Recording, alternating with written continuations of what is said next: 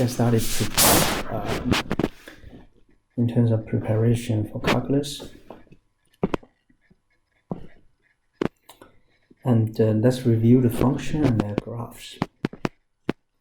So in this particular PowerPoint presentation, we're going to use function notation to represent and evaluate a function, find the domain, the range of the function, sketch the graph of function, and also learn how to identify different types of transformations of functions, classify functions,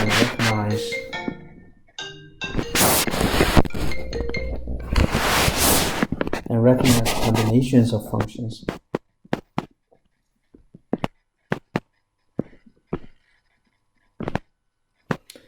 And first of all, let's take a look at the function and then function notations.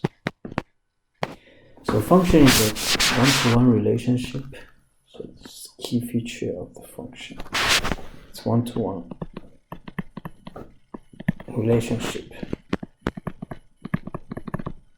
between the variable x and variable y. And then we call variable x a dependent variable, independent variable, and variable y is called a dependent variable.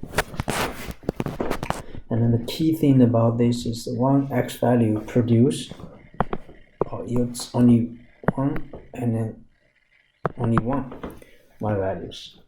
So that will construct the function. And function can be specified in a variety of ways. However, we will concentrate primarily on functions that are given by equations involving the dependent and independent variables. For instance, the equation x squared plus 2y equals 1. So this is the equation. Here, y is a dependent variable, and the x is independent variable. So if you want to rewrite this, x squared plus 2y equals 1, express that in terms of y. We subtract x squared from both sides of the equation. So 2y equals to negative x squared plus 1. After that, we divide both sides of the equation by 2. Then we get a cancel 2, y equals to negative half of x squared plus half. Another way of writing this is factorial negative half. Then we have x squared plus 1. So y value equals that. So evaluate the function, find y value that corresponds with given x values. I already did a transformation, and if you factor half, then you're going to end up with y equals half times 1 minus x squared. And this is what they call equation in expressive form. And the function notation is just basically rewrite y as f of x. Right? You have to put in the function notation. So anytime if you need a function notation, you're going to do f of x equals to, let's say, ax squared plus bx plus c. So this is the function notation for quadratic equations. So now let's take a look at an example. Right? We have a function f of x equals to x squared plus 7. So we want to evaluate each expression. First of all, we get f of 3a. F of 3a, basically you just replace x in your original equation with 3a. In this case, x becomes 3a.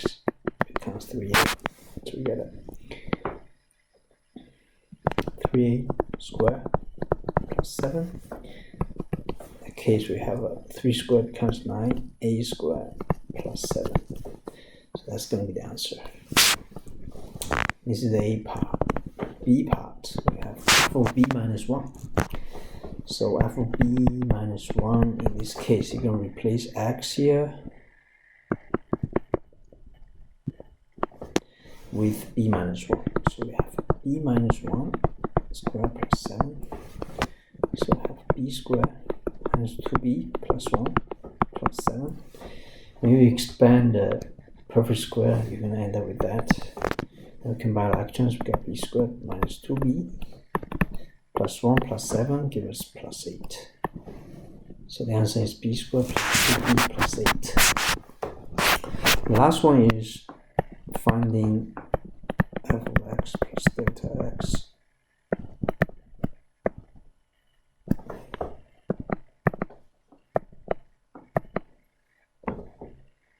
minus f of x over delta of x. So for f of x plus delta x, we replace x here with x plus delta x squared plus 7 minus f of x, which is x squared plus 7 over delta of x.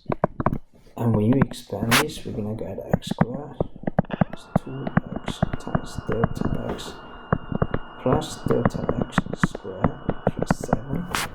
When you expand the second parentheses, put back invisible 1, distribute it by x squared minus 7. In that case, we cancel x squared, we cancel 7. So the final result is 2x delta x plus delta x squared over delta x.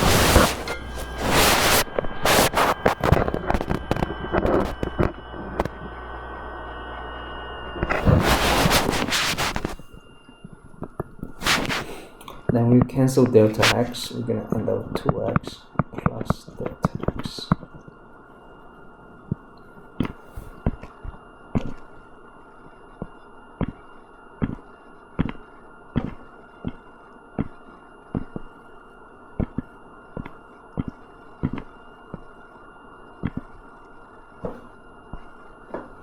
Okay, that's a detailed solution. On the second page, you'll confirm our answers. Okay, you can take a look at it. Actually, let's take a look at the domain and the range of a function. So the domain,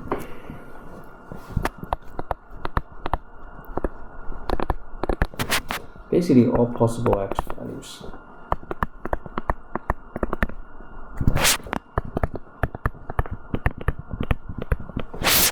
Range are all possible y values. Okay, so that's basically the essence of the domain range. So the domain is a set of all real numbers for which equation is defined, meaning all possible x values. So for example, let's say, let's take a look at this function g of x equals to 1 over x squared minus 4. And since it's a rational function, right, so the domain cannot be 0, right? So we're going to say x squared minus 4 cannot be equal to 0, right? So adding 4 from both sides. But x squared cannot be equals to 4. In that case, x cannot be equals to plus minus 2. So the domain will be all real numbers, with this.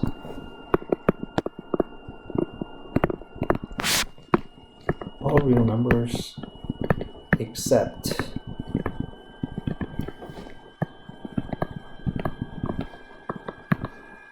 x equals plus minus 2. Except plus minus 2.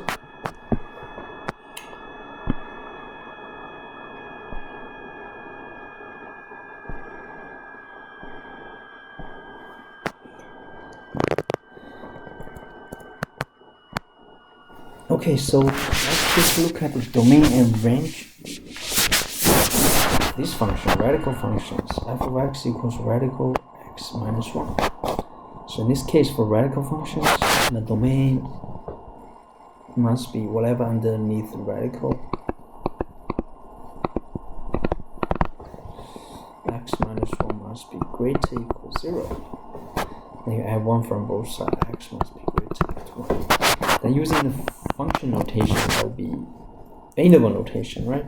It will be from 1 to positive infinities, right? Including 1, so that's going to be the domain. same thing as 1 to positive infinities. Range, after you graph the function, you see something like this. As you can see, the graph going upwards and going upwards forever. That means everything on the y-axis works. So starting with 0, right? 0 to positive infinity, that's going to be the range. So the range is 0 to positive infinity, as indicated in our graph.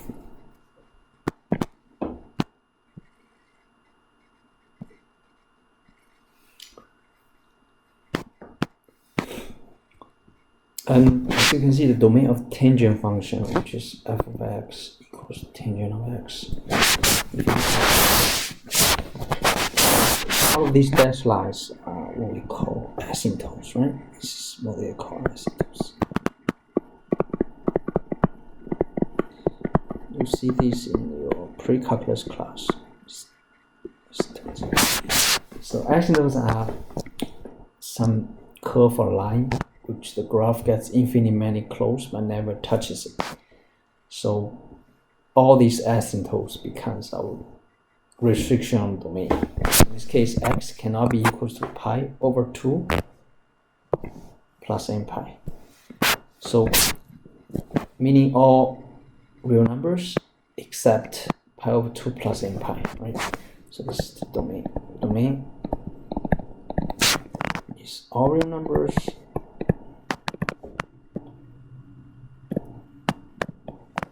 except x equals to pi over 2 plus n pi.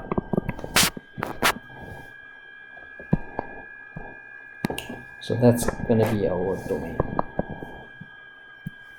Okay.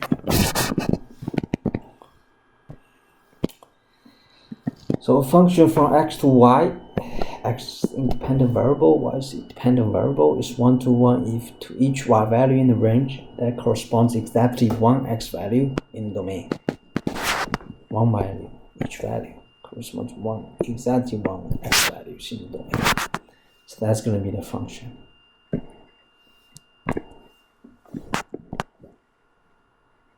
Next, let's take a look at the graph of function.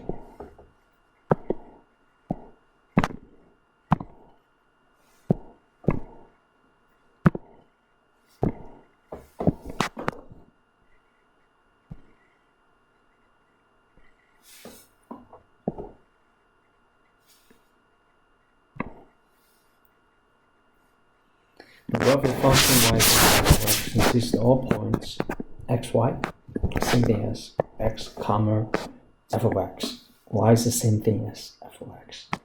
But x is the domain of the function. And then the x value is the direct distance between the point and the y-axis, right? Like this. And since this is equal to that, so the x value comes from that.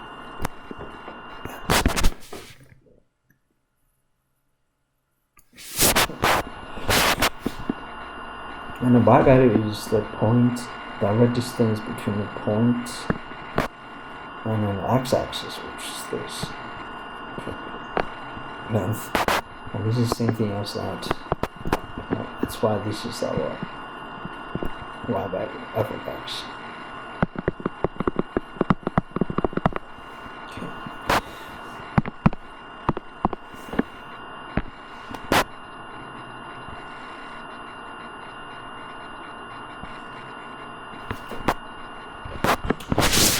So we have a very unique test called vertical line test.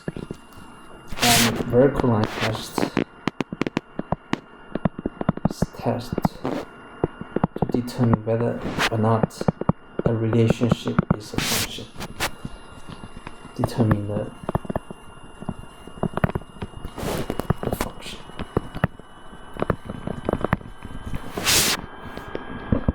So in this case, if vertical line only intercept every single part of the graph with only one intercept, that means it's a function. Right? If we have more than one intercept, then it's not a function.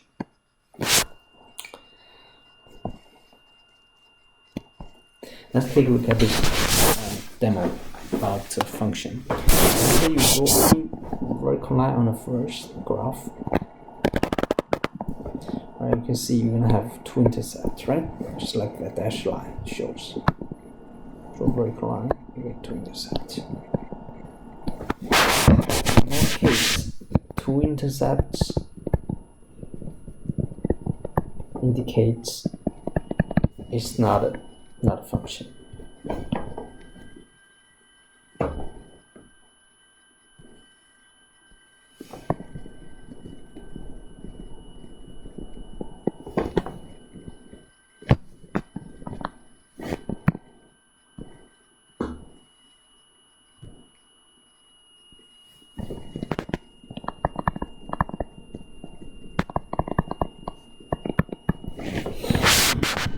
And for the second graph, if you can see, if you draw any vertical line, right, you're gonna only have one intercept.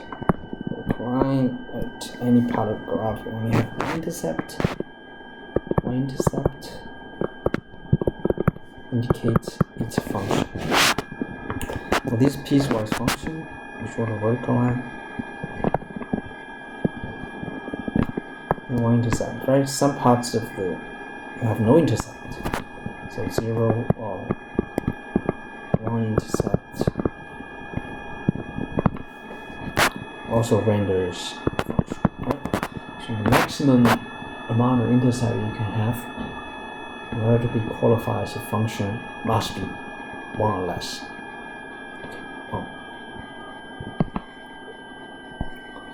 As you can see, this is the following is 8 basic functions.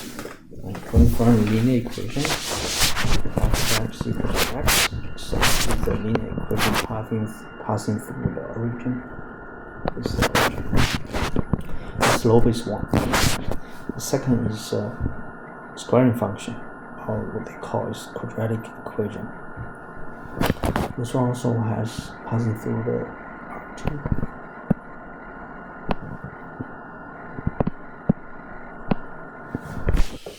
It's symmetric by the y-axis.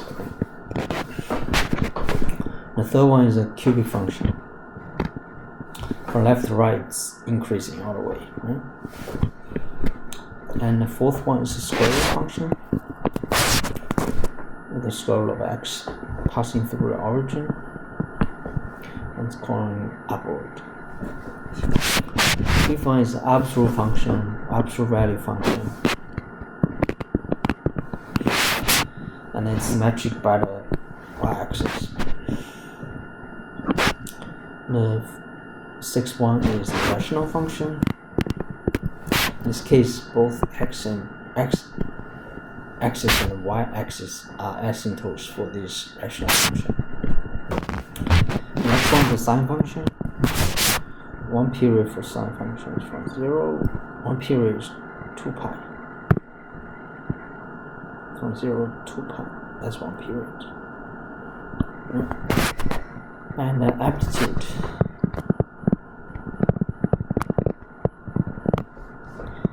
Amplitude is 1.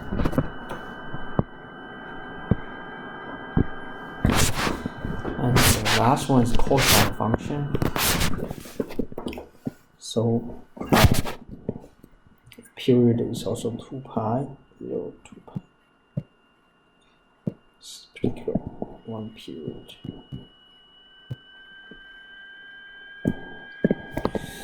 So period 2 pi.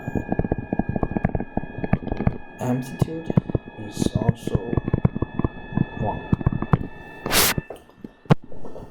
Okay, so that's the cosine function. And it appears in the cycle, right, for both sine and cosine function. And next thing, let's take a look at the transformation of functions.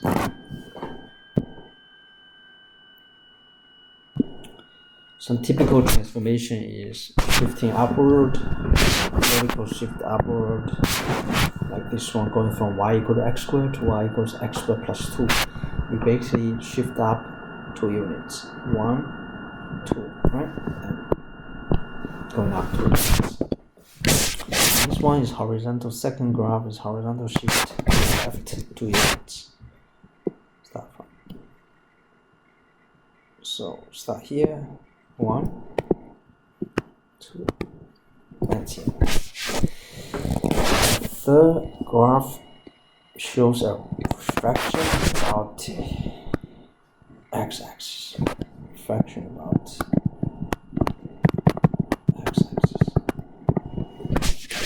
The very last one is a series of transformations. Start with shift 3 units to the left.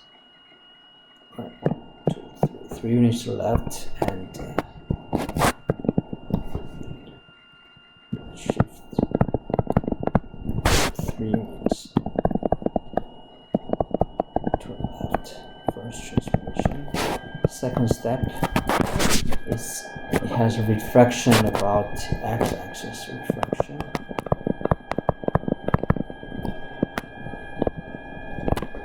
about x-axis. And last step is shift upward, shifting up 1 units. Shift up. Shift 1 unit. Once you perform all these 3 transformations, you reach the new graph, which is in black.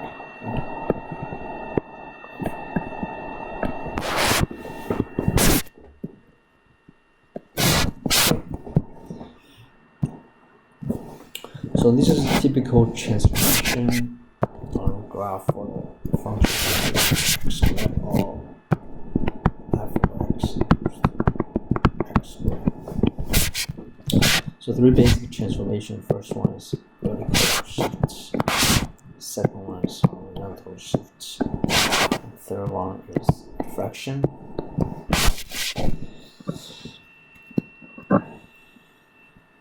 Function notation lends itself well to describing transformation of graphs in a plane. For example, let's say for f of x equals to x squared, considered to be the original function. So the transformation could be represented by the following equation. So y equals f of x plus 2, basically vertical shift up 2 units. Second one equals f of x plus 2. You horizontal shift the graph to the left 2 units. Third one, have y equals negative f of x. It's a refraction about the x-axis.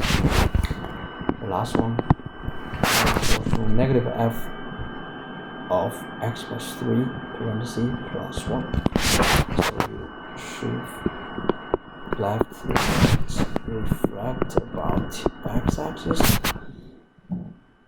and shift up 1 unit.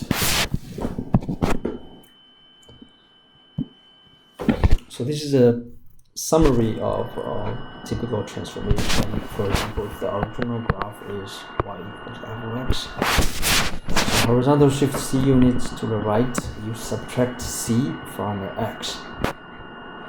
Right, you come out with y equals f of x minus c. And second transformation is horizontal shift c units to the left. You add in c to the x. Right?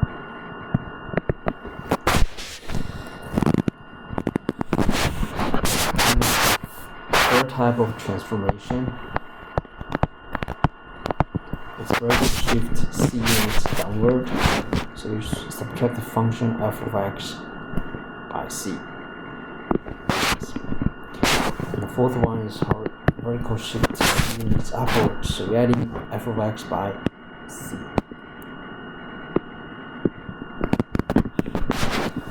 And the fifth one is a refraction about the x-axis. Then the function becomes y equals to negative f of x.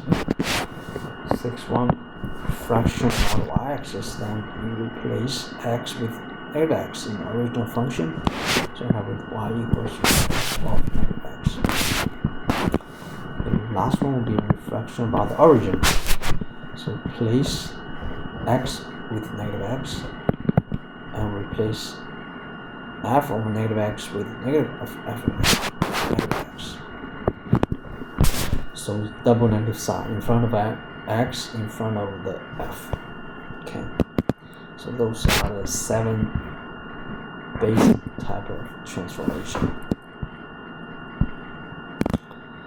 Should definitely go over the PowerPoint presentation itself, also the audio recording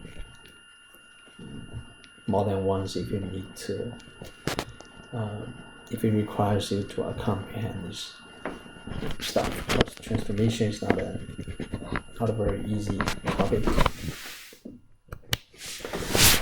Okay, so next typical classification combination of functions. Typical term is what they call composite function.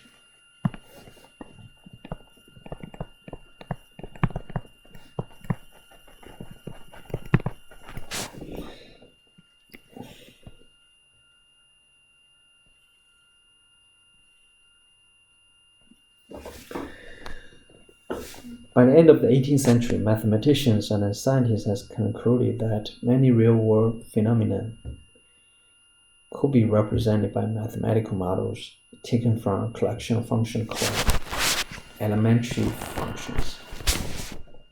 So an elementary function has 3 typical categories. 3 categories. First one is the algebraic function,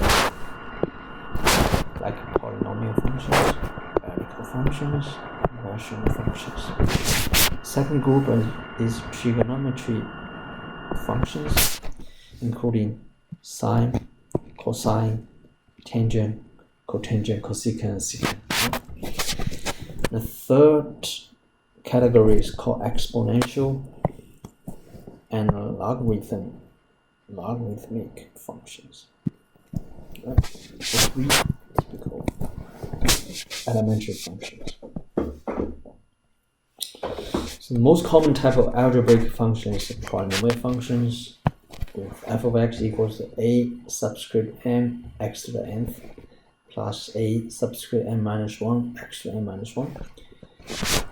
You have infinite many terms and it ends with a constant a0. So n is a non-negative integers. Remember, a subscript I are coefficients, where a subscript m is the leading coefficient, a0 is the constant term of the polynomial functions. So if an not equal to 0, then n is the degree of the polynomial functions.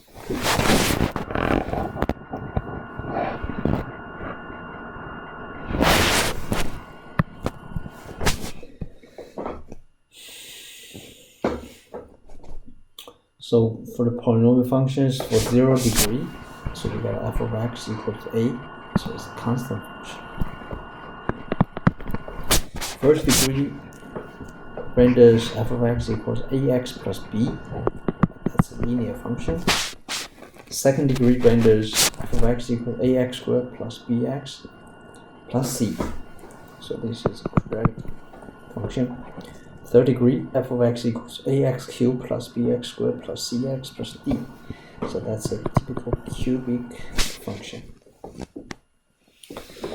Although the graph of non-constant polynomial functions can have several terms, eventually the graph will rise or fall without bound as x moves to the right or left.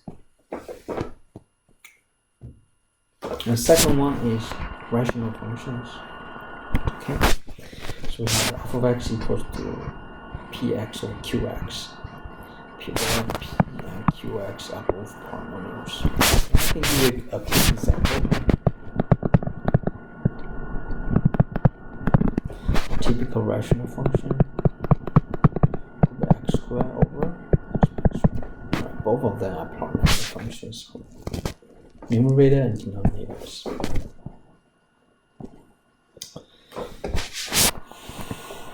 So polynomial functions, rational functions are what they call it algebraic functions. So an algebraic function of x is one that could be expressed as a finite number of sums, difference, multiples, quotients, and radicals involving x squared. For example, f of x equals radical square root of x plus 1 is algebraic.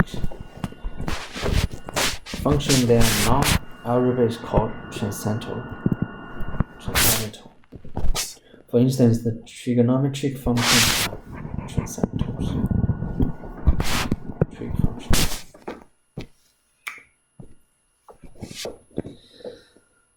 Two functions can be combined in various ways to create new functions. For example, given that f of x equals 2x minus 3, g of x equals x squared plus 1. So f plus g parentheses x is f of x plus g of x. So you add in these two functions.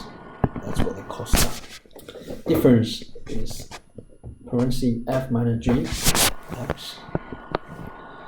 And basically it's what we perform is f of x minus g of x. And subtract two functions. And the third one is the product. So f times g parentheses f of x, meaning f of x times g of x. F slash g parentheses x equals f of x over g of x is 2x minus 3 over x squared plus 1. So this process is called composition process. And the resulting function from the composition process is called a composite function.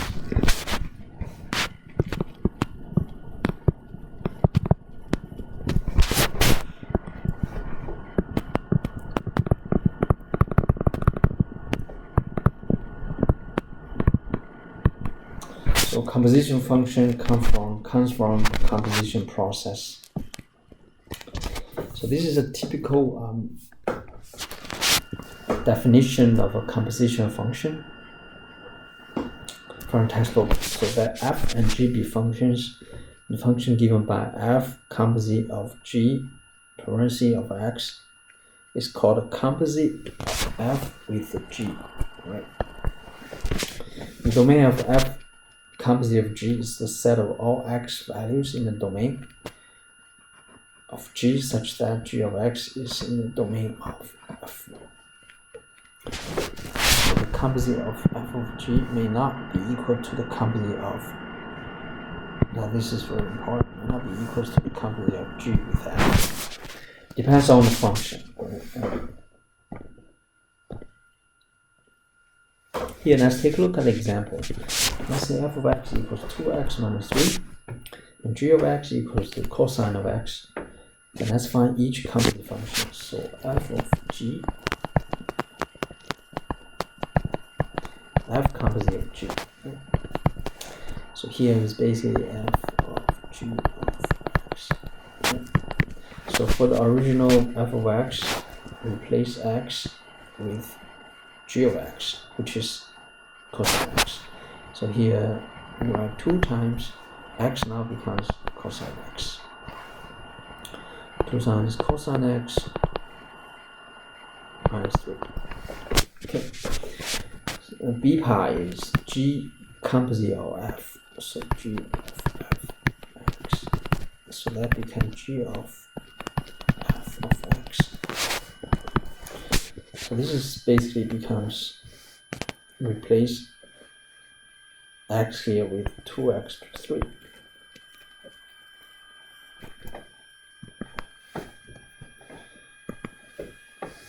So we have cosine of 2x minus 3.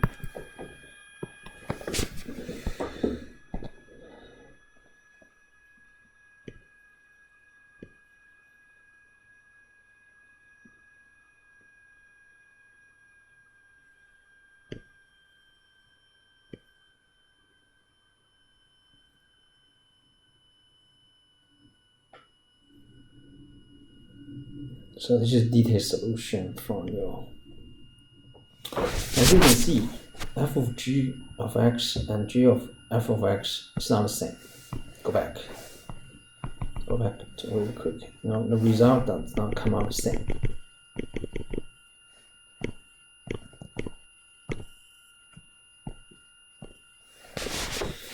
F of g in this case definitely is not equals g composite of f. Okay, so it's something you have to pay attention.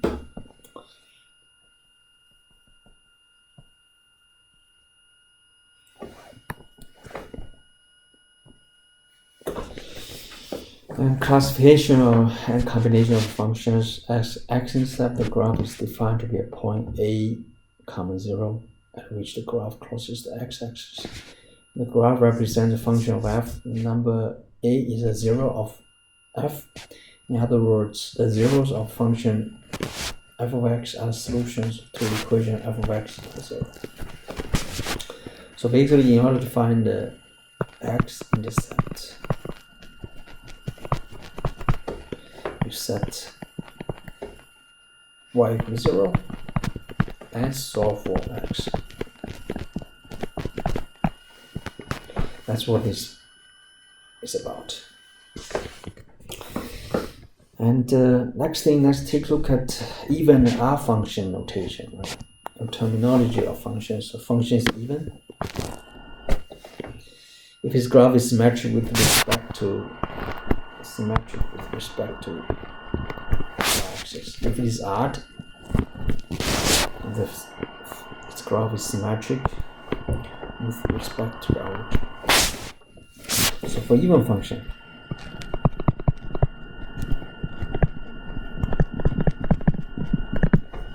f of x is equals to negative f of x equals to negative f of x. F of negative x.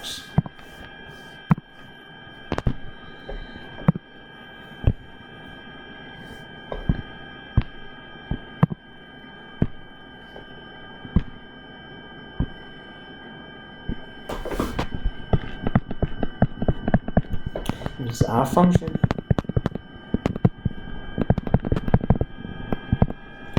F of x is equals to negative f of negative x.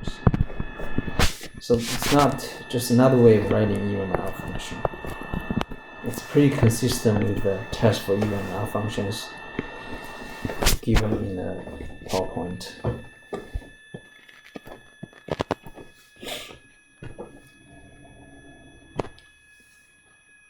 Now let's take a look at these two functions, determine whether or not they are even or odd functions, or neither, right? It could be neither functions.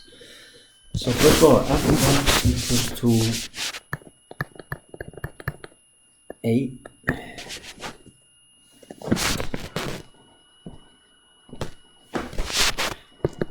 x cubed minus x. Now we just gotta figure out what is f of negative x. Okay, so f of negative x replace all the x with negative x. Then when you expand it, you end up with negative x cubed. Minus become plus x. As you can see, you compare the result if you factor out the negative sign. And we have x cubed minus x. And these terms are exactly f of x, right? So in this case, we have f of negative x equals to negative f of x. And this is exactly the definition of the odd function.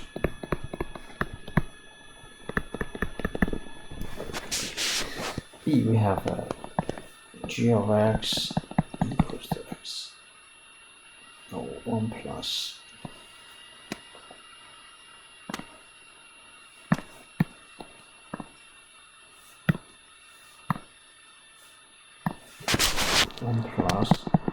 cosine x. Now we replace x with negative x. Let's find what is g of negative x. So it's going to be 1 plus plus cosine x. And we know that cosine x is even function, so in this case, 1 plus cosine x. And this 1 plus cosine x is exactly g of x. Now we have a relationship with g of negative x equals g of x. And this is exactly the definition of the even function. So the answer is even function.